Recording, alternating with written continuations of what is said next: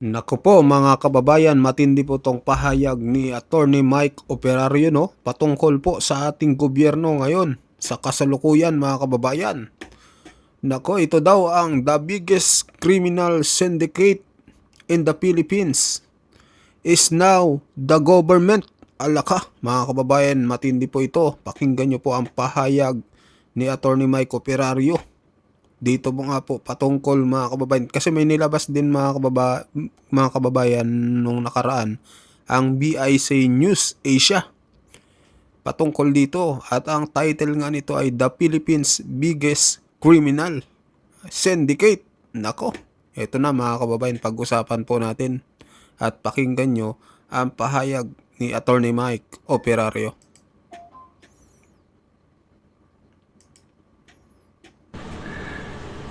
Nung lumabas si Yusek Bernardo sa Senate Blue Ribbon Committee investigation at nagturo na siya ng mga senador, sinabi ko na noon na mukhang ang target nito ay hindi lang yung flood control.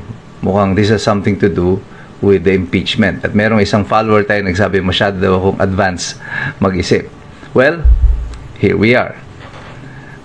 Lumabas na ngayon na malinaw na tinatarget talaga ng Senado ngayon ay dahil si Erwin Tulfo mismo nagsasabi na dapat daw madaliin at dapat ay kasuhan yung kanilang mga kasama na senador na sangkot dito sa flood control, sang-ayon doon sa lalabas daw na Blue Ribbon Senate Committee report. Totoo pa ang sinabi ko sa inyo noon. It is happening right now. This whole investigation of the Blue Ribbon Committee has nothing to do with the truth. Sinabi ko na rin yan noon at eto na nga na malinaw na ang target talaga nito ay pahinain lamang ang hanay ng mga senador na kumakampi kay Sara Duterte dito sa Senado upang magbigay daan ito sa posibleng success ng impeachment laban sa kanya. Ang House of Representatives, definitely, I think they will endorse the impeachment of Sara Duterte to the Senate.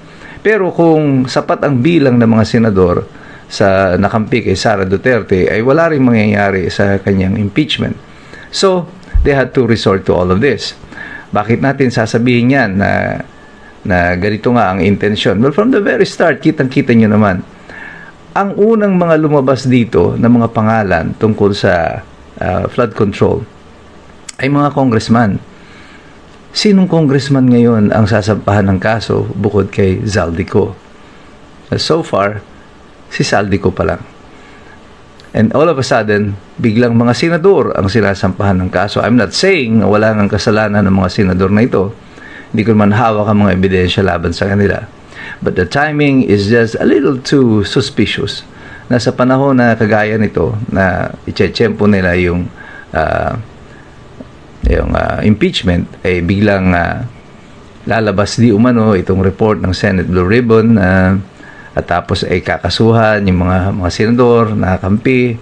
Sabihin niyan, ay bakit si Bong Revilla? Well, si Bong Revilla is of no consequence. Alam niyo, parang naging sample lang siya para sabihin ng administrasyon, pati yung sa amin, kinakasuhan namin. Eh kung gusto niyo kasuhan talaga yung sa inyo, bakit hindi niyo kasuhan si Martin Romualdez? Bakit maraming mga testigo na nagtuturo kay Martin Romualdez ang hindi na pinatawag sa Senate Blue Ribbon Committee? How about Bersamin? Etong si Panfilo Lacson, ang yabang-yabang na nagsasabi na may personal knowledge siya, he can vouch for the fact na yung 100 billion hindi daw napunta kay BBM. Ano, bakit niya alam? Dahil sinabi daw ni Bernardo sa kanya. Well, if that is true, yung sinasabi mo na yan, eh bakit hindi kasama sa Bersamin sa kakasuhan ninyo? Bakit hindi nyo sila pinatawag? That is a question. So, dito pa lang, ang linaw-linaw na para sa mga mamamayan kung ano itong intensyon ng Senate Blue Ribbon Committee na ito. At ang intensyon nito ay hindi makarating sa katotohanan, kundi pagtakpan ng katotohanan at gamitin ito bilang instrumento upang maging successful ang susunod na round of impeachment against Sara Duterte.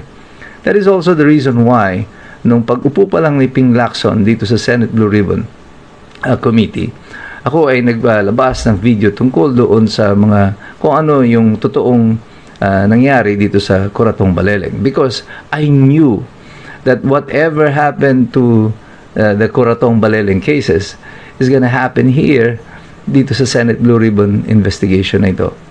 Wala pong mangyayaring pagsisiwalat ng katotohanan dito. Ito ay magiging takipan lamang at magiging ang Senado ay magiging protector lamang ng mga tunay at mas matataas na sangkot dito sa flood control fiasco na ito. And this is exactly what is happening. Nung nakaraan, meron akong hamon sa mga senador at sinasabi ko na pumapayag ba sila na ang isang Tito Soto ang kumakatawan sa kanilang talino, sa kanilang integridad, sa kanilang prinsipyo at mga paniniwala. It appears that the majority of the Senate has made a decision na yun na nga sila. Well, good for you. Siguro nga po ay iyan na kayo. And we are not expecting, the people does not expect much from the Senate of today. Makitang-kita nyo yan, pati sa mga deliberasyon, sa investigasyon, sa Senado, sa kasalukuyan, lalo dito sa nangyayari sa China. But let me discuss it very briefly and we will cover that in a separate video. Pero ito, biglang naglabasan itong mga dilaw at itong mga pink na kala mo saksakan ng mga tatapang na gustong-gusto makipag-away sa China. At inaakusahan yung mga tila daw kumikiling sa China ng mga traidor, na guilty of treason. I mean, bakit ka ngayon nagyayabang na ganyan? Si Senator Kiko Pangilinan, bakit ang ingay-ingay mo? Pero nung ikaw ay tinatanong tungkol dito sa flood control, ang sabi mo, hindi kayo tahimik. Kayo ay nagmamasid lang. Tapos ngayon, eto, pagdating sa China, no? Hindi ka lang basta nagmamasid. Gusto mo maging defender pa ni Tariela. You're not defending the Philippines, you're defending Tariela. Kung ninanakaw ang trilyong piso sa mga Pilipino, tahimik ka, tapos ngayon, ang ingay mo tungkol sa China, well, hindi yan lingid sa pansin ng mga ordinaryong Pilipino. Ang nakakatakot po dito, itong mga senador natin na nakaupo, lahat ng mga opisyal na nakaupo sa kasalukuyan, wala na silang pakialam sa perception nating mga Pilipino. Ang mahalaga para sa kanila, alisin si Sara Duterte at all cost. Kaya gusto man natin si Sara o hindi, wala silang pakialam. Kaya guilty ba si Sara o hindi, wala silang pakialam. Ang importante dyan, maalis nila si Sara Duterte before the 2028 election because they cannot beat Sara Duterte. That is a fact.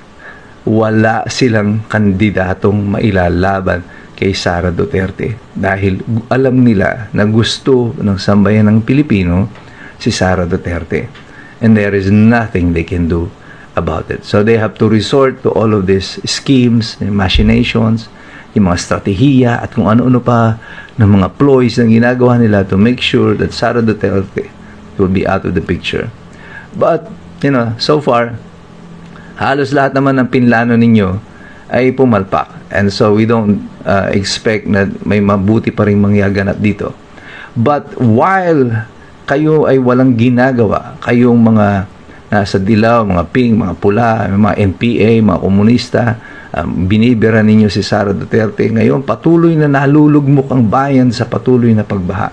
Kailan lang nakita natin ng Iligan, ngayon ang Catanduanes.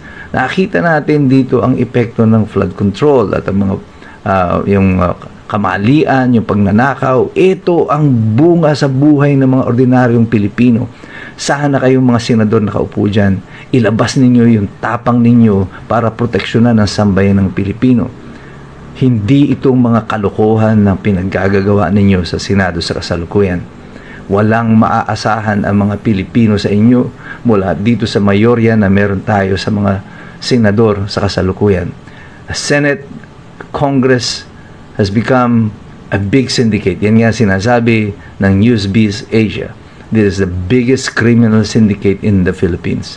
It is our Congress. It is our government that is working against the interests of the people. Hanggang kailan matitiis ng sambayanan ang ginagawa na yan ng ating pamahalaan.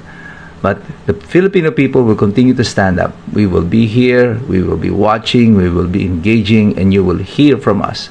Pero sa aming paglahok dito sa diskurso na ito, patuloy kaming mga magsisipag-aral sapagkat alam namin mahirap makialam ang taong walang alam. So God bless you. God bless us all. Mabuhay ang Republika ng Pilipinas. Ayun po mga kababayan, ano po masasabi nyo dito sa pahayag po ni Atty. Mike Operario, no? Lalo na dito sa mga politiko, no? Yung ibang itong mga senador, lalo na itong si Kiko na ang ingay-ingay sa West Philippine Sea. Pero pagdating sa flood control scandal, tahimik at nagmamasid daw muna siya mga kababayan. So tama nga yung pahayag ni Atty. Mike Operario, no? Na talagang mukhang matindi na talaga yung nangyayari sa Pilipinas. So sana maayos na ito mga kababayan, no? Kawawa yung mga Pilipino.